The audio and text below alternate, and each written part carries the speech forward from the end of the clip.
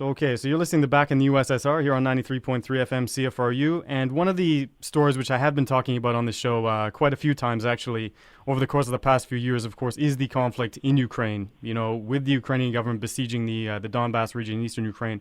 So today on this show, I actually have the privilege of talking to somebody who has recently been to Donetsk People's Republic in eastern Ukraine, and kind of experience what things are like right there. So I'm going to be talking to Joshua Tartakovsky, right? Is that how you pronounce your Yes, name? exactly. Thank Okay, you. that's good, and it's good to have you on the show. Good to be in your show, Siegfried. Okay, so basically, where I want, and maybe you could just tell people when you were actually in Donetsk. I visited Donetsk for several days towards the end of April in a trip organized by Europa Objective. Europa Objective, whose goal is it's a German-Russian civilian initiative whose goal is to introduce journalists, bloggers, and people of interest to the region, so they take them to the Donetsk and explore the area. Okay, so for those listeners who haven't been following the situation in Ukraine, maybe you could give just an overview of the conflict and how it began. Okay, so this whole Ukraine crisis has been going on for the past, right now we're in June, and there was the coup in Kiev was in April, but there were protests even before then. So for the past almost a year and 4 months, even not nearly, even a year and a half, but it's been going on for quite some time. I would say events began, the general impression people had of when events were beginning were in the months of early 2014, where protesters in Kiev, many of them with different civil groups with fairly decent intentions, were calling for the Ukraine to join the European Union and for President Yanukovych to step down. Now, the thing is, of course, it is fair to criticize President Yanukovych, and for whatever reason, and at the same time, the demands of the protests at the time could have very well been legitimate. However, there's 2 points to remember about this issue.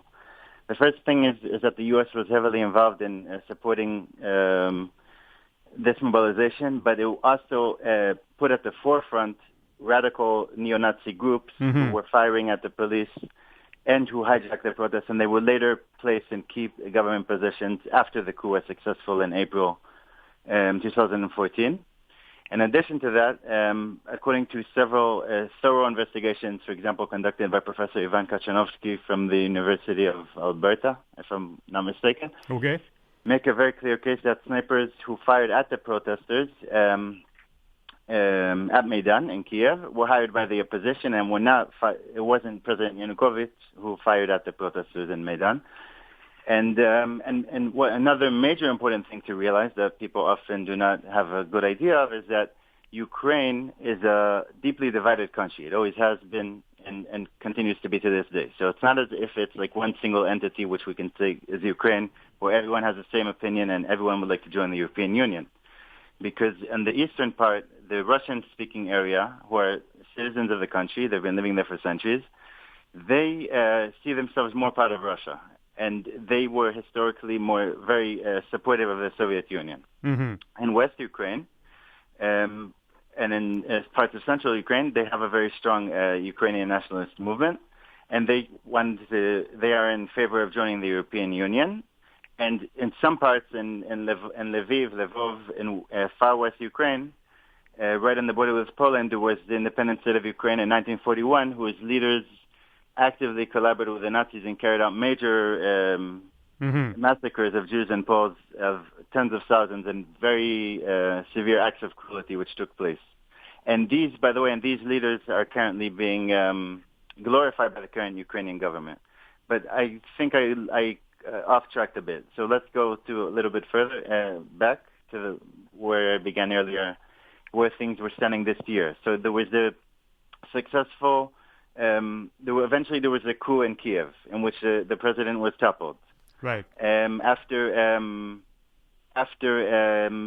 fascist gangs such as Right Sector, and other fascist groups such as Svoboda, whose leader met with U.S. State Department representatives, such as Victoria Nuland. I'm talking about Ole Tiabuk. Right. So in any case, there was toppling of the government, which was unconstitutional and illegal. And after that happened, shortly after, the people in East Ukraine and the Donbass, who were also likely to economically lose significantly if Ukraine were to join the EU, because then their industries would collapse and no one would buy their products, had basically said that they do not wish to be represented by the Kiev government. They don't see it as a government that represents them, especially since it included outright fascists, and especially since one of the first step of the Ukrainian parliament was to outlaw the use of the Russian language. Mm-hmm. In areas where more than 10, and as well as other languages, by the way, Czech, Romanian, and so on, of different minorities. And that's, by the way, another issue which people often do not understand, is that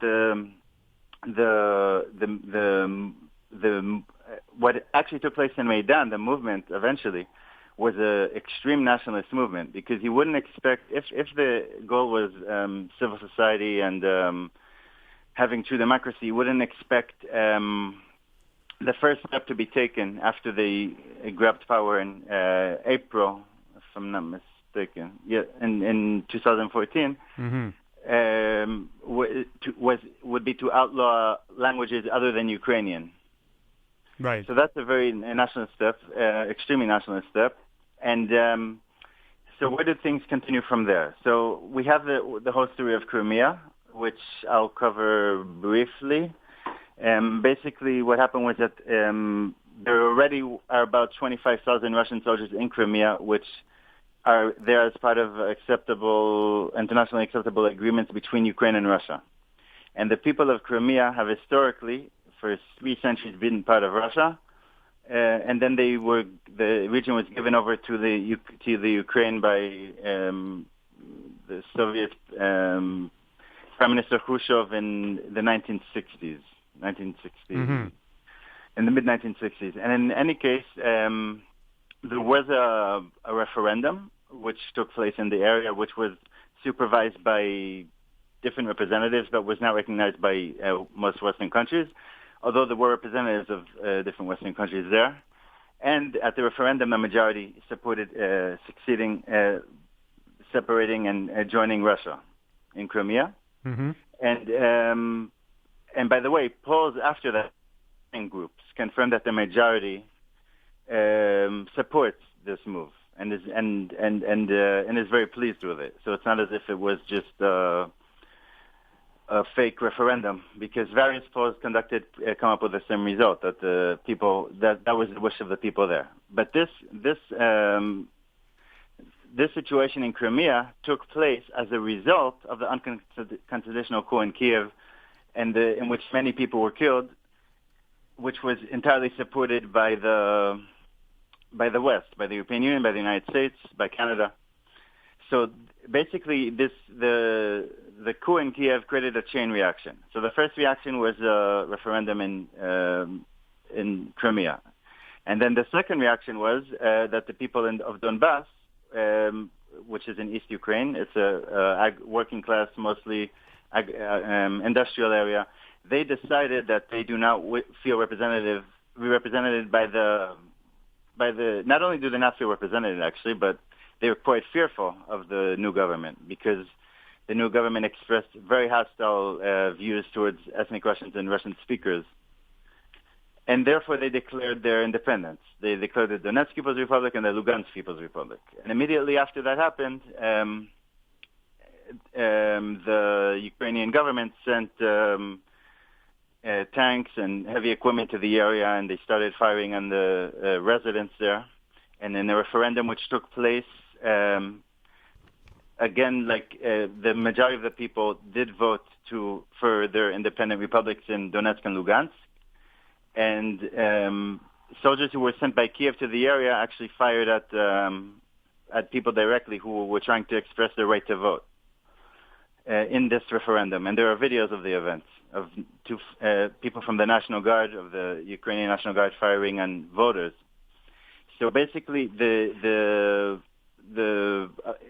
what we have is a very interesting situation in which supposedly the question here is Ukrainian democracy. So we have a coup in Kiev, which was not democratic, which was carried out by violent actions, even though many protesters had legitimate concerns or expressing their opinion.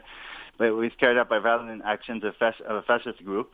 And then, and that is considered like legitimate and democratic. But when you have a referendum in Crimea or a referendum in Donbass where the people actually voted and did not voted in a systemic way and expressed their opinion very clearly that they do not feel represented by the new Kiev regime, then that hasn't been accepted as legitimate by the United States. Mm-hmm. Yeah, so this is what's going on. Just that's the overview of like the situation. So going forward from that, I just wanted to ask you, like, what is the Donetsk People's Republic? How is it organized? And like how? And you already mentioned some of this, but how did it really come about? Okay, good question. So the referendum was first there was a referendum, then there were elections. Mm-hmm. And then Alexander Soroshenko, if I'm pronouncing his name correctly, became the prime minister. I actually while I was there, I got to meet the foreign minister, Alexander Kaufman. And basically, they've been having to defend themselves from the very beginning. So basically, I visited Donetsk, and I saw what was going on there. The majority of the people, almost everyone I saw, supports the republic, and they've been in charge of basically, first of all, supplying for the citizens, because the whole area is under humanitarian blockade by Kiev. So nothing can come through from Kiev to Donetsk. And the banks have been closed down. And if I'm not mistaken, the Donetsk People's Republic recently nationalized one of the banks in the area. But the banks have been closed down, so they do not operate. And therefore, they have different currencies are being used. So basically, they've been struggling just to defend their territory first and foremost. And that has been the main concern for now, because people are coming under constant bombardment, even despite the ceasefire. And from what I saw, life goes on as normal to the degree possible. Like there's a theater plays every day in the afternoon. There's a curfew in the evening. But the government is now providing pensions to the elderly and health services, the government of the Donetsk People's Republic, because the Ukrainian government cut off pensions to all people in the area, and as well as health services. So basically what we have is, because the people of Donetsk declared their own independent republic, the Kiev government has basically inflicting collective punishment on them, pretty much in reminding in many ways what different actions Israel has been carrying out against the Palestinians and imposing a collective punishment, and also in demonizing the entire population, because we have President Poroshenko Ukrainian President Poroshenko saying their children, the children of people of Donbass will be held in basements until they'll stop until they'll submit to us, basically. And this kind of talk of a president of a country against his own civilians, and not only civilians of his own country but children, is also reminds me pretty much of what Israeli leaders have been saying about Gaza. That Gaza will not be peaceful. The people of Gaza will not enjoy a peaceful sleep until they stop firing rockets at Israel, for example. But in any case, the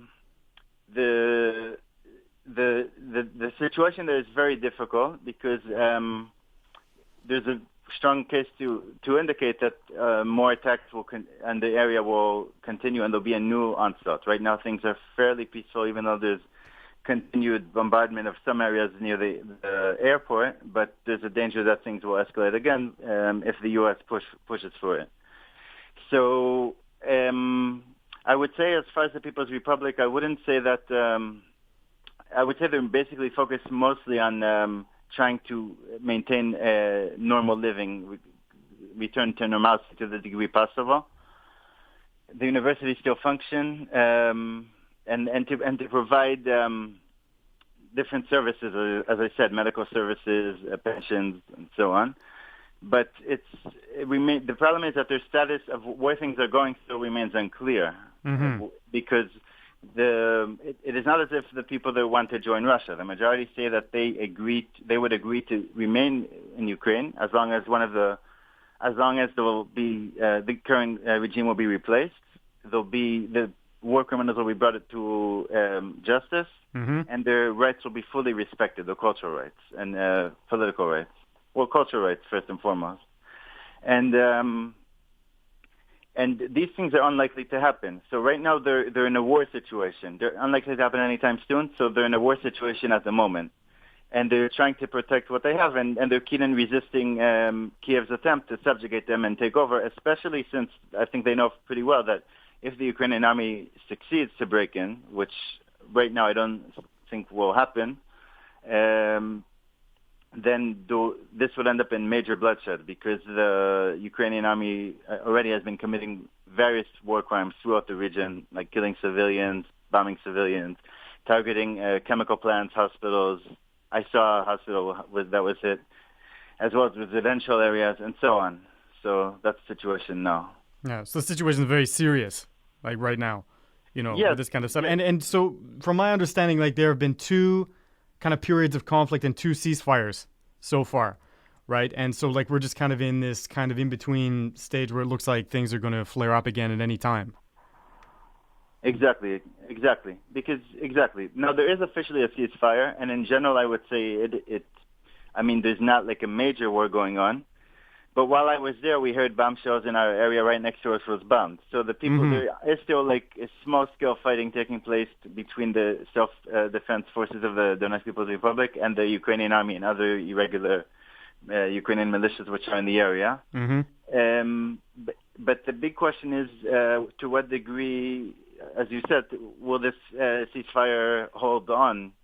There are many forces which suggest that it won't at some point if Washington pushes for it, or if there'll be an attempt by. Especially, my biggest concern is that as the economic situation in Ukraine deteriorates, and as the government may even be forced to default, the easiest solution for the regime would be to begin a larger war once again to evade criticism and deflect attention from the other problems and to try to forget about the economic issue. Yeah, so try to really kind of play that kind of nationalist sort of rhetoric and kind of like, direct the people away from their problems, this kind of thing, classic reactionary tactics. Exactly. So I was going to ask you about the whole concept of Novorossiya and what is the Donetsk People's Republic relation with Luhansk, and what's the framework there? How does that operate? Like, how do these republics work together? Okay, that's a good question. I'm not sure I would know that. I'll try to tell you what I know. Okay, yeah. First of all, I would imagine there's a lot of collaboration between the two governments. I would imagine, and from people I talk to, that's the situation. Secondly, there are many, but I would say there are some differences. Like whereas I would say it seems my impression was that in Donetsk, the people that really have it more organized and more in control, while in Lugansk, a major commander, a communist commander, whose name was Mozgovoi, was just assassinated a few weeks ago, and they're still not certain who it was. So that's a major source of concern. So in Lugansk, my impression was that whereas in Donetsk, the leaders are very committed to socialist ideals, or at least are very, to put it bluntly, like have their act together. In Lugansk, you have many fighters who are, and the people are, but I'm not sure if everyone in the government is as clean as people in Donetsk. Yeah, because just what I've been hearing is pretty much like the Luhansk government, there's more like kind of, I guess, Putinists, if you want to call them that, like, people who kind of were more along the line of the Russian government, right? They just kind of like, follow the same line that they do. And they're not as like kind of autonomous or, committed to a different path, like certainly different economic principles or socialist kind of ideals or any of this sort of stuff. There's kind of like this divide. I don't. From what I can only say what I know. The best I know is that the prime minister of Lugansk, and there are people in Lugansk in various positions, in government positions, not the public, because the public went out en masse to the funeral of Mozgovoi, who called for a major, he was a strong communist, but I don't know if they're Putinists. I would say like they do represent the people of the region. I mean, they were elected, so they're there, but they're not. I'm not sure how clean they are, like in all their affairs financially. Okay, to put it bluntly. yeah. So there could be like questions of corruption and this Exactly, kind of stuff. exactly. So, however, they're still obviously better off than like the fascist groups, but, but there's definitely issues about corruption. Yeah. So I wanted to ask you about. I mean, I don't know how much you know about like these kind of like the forms of economic organization in Donetsk. You know, we mentioned before like a bank had been nationalized. Did you see any other examples of like nationalization or like you say like socialism being put into practice there, or any of this sort of thing? Yes, it's a good question. Well, the government provides for pensions, healthcare, and tries to keep, and obviously protection, and trying to keep an orderly life, like cleaning the streets, catering for the elderly, providing food for the elderly who are stuck in neighborhoods which are being constantly bombarded, and so and such areas. As far as I would like to see more like outright nationalizing of different industries and so on. I haven't explored that issue in depth, and there have been some things taking place, but not at a very large scale from what I can tell. Okay. And my impression is that it could be possible through several reasons. Either it's because the war has been going on and that's been the major source of concern now, right? Or they've been under pressure by other forces, maybe in Moscow, maybe a local oligarch. Although, like the local oligarch of the area fled, but maybe by other interest groups not to go on in with this agenda. Yeah, because I was just thinking like that. Obviously, being at war is probably a major factor here. Like, and you know, if they think like if they do push in this direction, it's going to destabilize. You know, they're going to destabilize themselves. Like certain people are going to turn against them. This kind of thing at a time when things are pretty desperate. I guess that could be like part of their calculation, right? Yes, that may be, or they may be concerned that the economy will collapse very quickly if that happens overnight. Generally, I think my impression was that they do have, actually, Roger Honest, who runs the New Cold War blog, he's a Canadian who also visited. He's been writing a bit more about the socialist plans. There are more plans for the future, but now it doesn't seem like there haven't been fully being carried out. Also, there's a very large, a very realistic scenario with people that we're discussing, which was that if the Donbass would be attacked again in a very significant way, then the forces of the forces of the area will be forced to will go on the offensive and liberate other villages which are currently under Ukrainian control. Right. But if I would dare to venture my guess, I would say that first of all, I would say that the two things. First of all, the majority of the fighters that I saw, and I also saw fresh graves in the area, are people from the region. Many people from the region are fighting. It's not as if Russian soldiers were sent there and. Because that's the propaganda, right? Exactly. Yeah. But at the same time, no doubt there are plenty of Russian soldiers in the area who volunteer to fight. Right. And also, I think there are many strong indications that Russia has been supplying them with arms to protect themselves. So I would say there is a possibility that that these arms have been given. For example, there was a commander before Igor Sukov who had greater ambitions to take on to take his force all the way and try to go and take over Kiev, and then he was removed, and that was, if I'm not mistaken, according to many indicators, he was removed, and a more pragmatic person was put in place as a precondition for the Donbass receiving military aid. Right. So that's the thing. My impression is that they're under pressure at this point to keep things based on the status quo. And I think, and the reason that is because, the reason that is as far as military offensive is concerned, is because there's a big concern that if they go too much on the offensive, and this could escalate much further.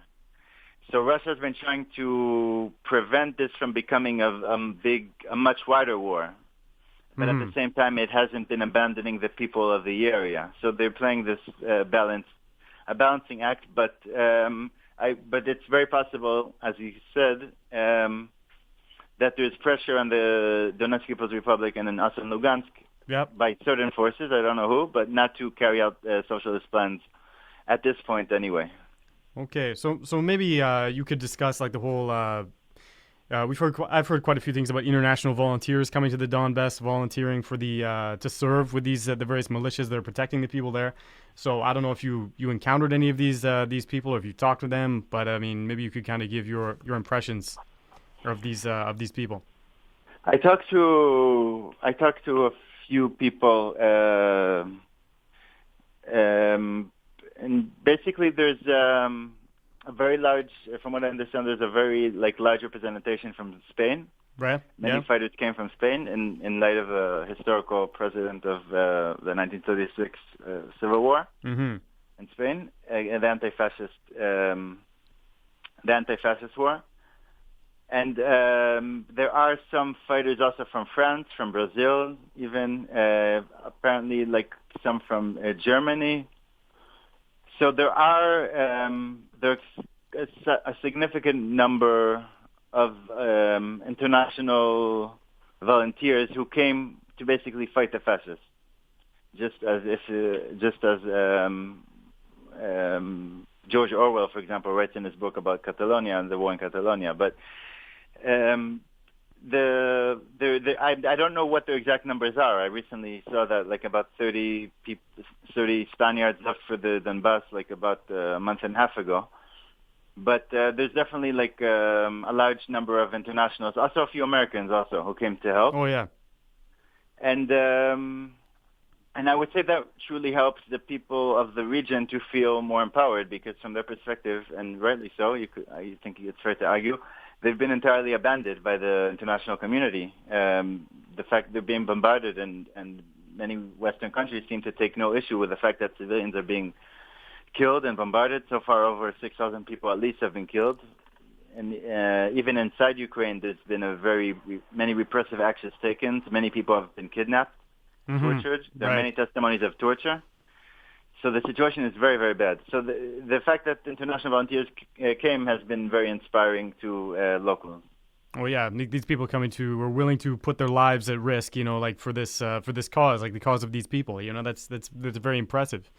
Exactly, especially since many of them realize now that they probably won't be able to go back to their country ever, possibly. Well, yeah, because I think I heard that some of the Spanish volunteers tried to go back to Spain and they got arrested. Exactly. as soon as they crossed the border, basically, and now they're on charges of terrorism or something. Exactly. Yes, I heard that. Yeah, that's pretty disheartening to hear. But you kind of mentioned a few of these things, but I think it's definitely important to talk about the crimes of the various fascist groups, not only in say the Donetsk region, but in Ukraine in general, just so we understand what it is that these people are really up against. Yes. Well, I was there. I saw with my own eyes the situation there. I mean, I saw elderly people living in neighborhoods. Some of them have no family, so no one there to take care of them, although they receive food and medical support by the local republic. Yep. And they face constant daily bombardment. I saw grad shells inside civilian buildings inside the city. And even when we were there, we were shelled. So the Ukrainian army has intentionally been targeting residential neighborhoods and doing so with impunity. I mean, it's quite remarkable that you have Ukrainian forces who are targeting civilians, and the U.S. and the EU take no issue with that. So basically, many war crimes have been committed. There's been, first of all, civilians have been shot to death at gunpoint in different territories occupied by the Ukrainian forces, by the Ukrainian army. Mm-hmm. And citizens have also been kidnapped at checkpoints run by the Ukrainian army and then tortured severely. And then they were very severely, borrowing both techniques used by the CIA in Guantanamo and techniques used by the Bandera fascist gangs in during World War II. And then they're usually exchanged with for Ukrainian soldiers who were captured by the Donetsk People's Republic. Mm-hmm. But there's probably, like, no one knows for certain, but there are hundreds of people who are currently in Ukrainian prisons being tortured, and no one knows their whereabouts. No one knows what is the latest or how they are. Yeah. And in addition to that, like, journalists have been killed, like communist leaders have been killed. The Communist Party is outlawed in Ukraine. I believe the trade unions also have been repressed, right? Yes. And they're doing that because they embarked on a very strong austerity program. Like privatization, like across the board, right? Exactly. And that's why the economic situation there is just going to deteriorate. Because that's been also the precondition for the loans that they've been receiving for the IMF, is that they've taken very strong austerity programs, and the quality of life is expected to deteriorate very rapidly, and it already is. And that's why, of course, we'll be seeing, like, probably more and more militaristic actions taken. And also that's why the government has been engaged in, like, ultra-nationalist propaganda. Well, yeah. I mean, that's very interesting. I mean, it's not just Ukraine. Ukraine is maybe the most extreme example of this, but even if you look at Poland, if you look at other countries in Eastern Europe that are really kind of, engaged in mass privatization and all this sort of stuff, they use the most vitriolic nationalist rhetoric imaginable, right? And try to direct all the people's attention against various minority groups, say that they're the problem, they need to be destroyed, they need to be repressed, Poland for the Poles, Ukrainian for Ukrainians, all this sort of stuff. And, really it's just a cover for privatization. Fascism is a cover for privatization. 100%. Yeah. 100%. Like, you make an excellent point, and I'll just make 2 points I have on this issue, because I think that's an excellent, very important point. The first is that, like, I think Ukraine is the classical case to anyone who studies it, like, in depth, for the fact that fascism and capitalism goes very well together. Yep. And in fact, actually a Greek filmmaker just produced a film called Fascism INC, in which he covers that relationship between fascism and capitalism. And he obviously claims that fascism is an advanced stage of capitalism. But that Ukraine is a perfect scenario, not perfect scenario, but a very good example for a situation in which the government embarks on war and fascism because it's an economic crisis. Yep. And in a way, if you look at the broad picture in Europe, there's 2 countries where capitalism failed very clearly. The first one is Ukraine, the other one is Greece. Yeah. So while in Ukraine, the government has been pursuing war and fascism in order to have people deflect their attention from the economic crisis. In Greece, the government has been trying to negotiate it, but they're under incredible pressure, and it's unclear at this point whether they will surrender or not to the dictates of the European Union, to the neoliberal dictates. Yeah. But these are 2 places where neoliberal capitalism failed very clearly. Obviously Spain too, but in Greece it's even worse. Mm-hmm. But very few make the connection between, like, the fact that this is a crisis of capitalism, and that and the connection between these 2 regions, and also the connection between fascism and militarism and capitalism. Because if you look, the first time that actually even the word privatization, as it was in German, came from during the Nazi regime. That's when, like, the government carried out, like, privatizations. Yeah, it's true. And very few people are aware of that, actually. So it's the thing is, it becomes very clear in the case of Ukraine, and also in the case of Nazi Germany, that you can have many. You can practice a very different, like, take capitalism to a very extreme stage when you have fascism on your side. And that's actually also the concern, like, globally, that we're moving more and more to a situation, because capitalism seems to be in a structural crisis, coming to its end, like, in the coming decades, as, like, Emmanuel Wallerstein, for example, argues, that basically we're in a situation in which we'll be moving either to feudalism and fascism, and we see it more and more in, like, the repression of civil liberties and the cracking and the police repression by the police in different Western countries, or to, like, a more socialist, a more humane alternative. Like, yeah, basically towards, like, a more, like, even more revolutionary situation, at least in some places, So Exactly. it's like this is like the alternative basically is between socialism and barbarism. It's almost Exactly. becoming that. I think it was Rosa Luxemburg who said that originally. But yeah, like it's pretty. This is like the reason why I don't think people should ignore what's going on in Ukraine, right? Because I mean, this situation is like emerging in many places now, like just around the world, and you have to understand it. Like if you actually want to, if you want to effectively like fight for like that better future that we've been like that socialism, right? Like you really have to understand this stuff. Absolutely. And I think if you look at the global events and understand them more thoroughly, you analyze them more thoroughly, because the mainstream media has been wholly misrepresenting entire regions, it becomes very clear. And I actually spoke to a Greek volunteer who went to visit the region, the Donbass, just a few weeks ago.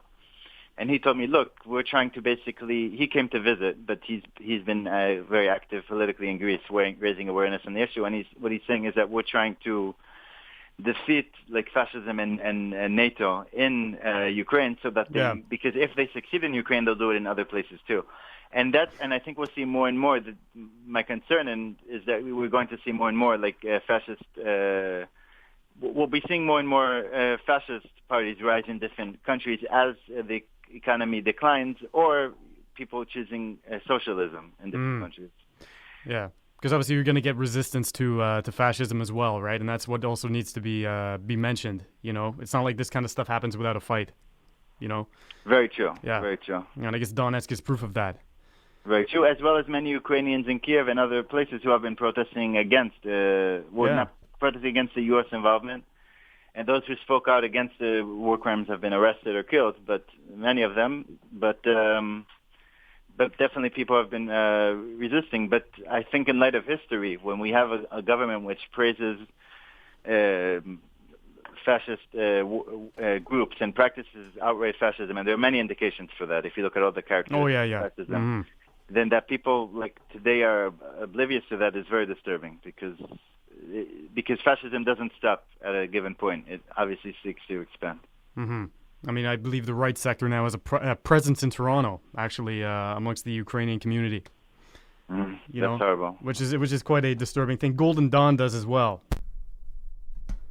You're listening to Back in the USSR here on 93.3 FM CFRU. That was, unfortunately, Joshua Tartakovsky, who we were interviewing there about the situation in Ukraine. Fortunately, he got cut off, so we weren't able to quite finish the interview. But nonetheless, I do appreciate him coming on Back in the USSR. I'm going to try to have him back on at some point in the future. And we more or less, that was actually quite lucky. His phone ran out of credit just as the interview was about to end. So I think that was about the best timing we could have hoped for when it comes to something like that happening. So overall, I'm happy with it. So thank you for listening to Back in the USSR, and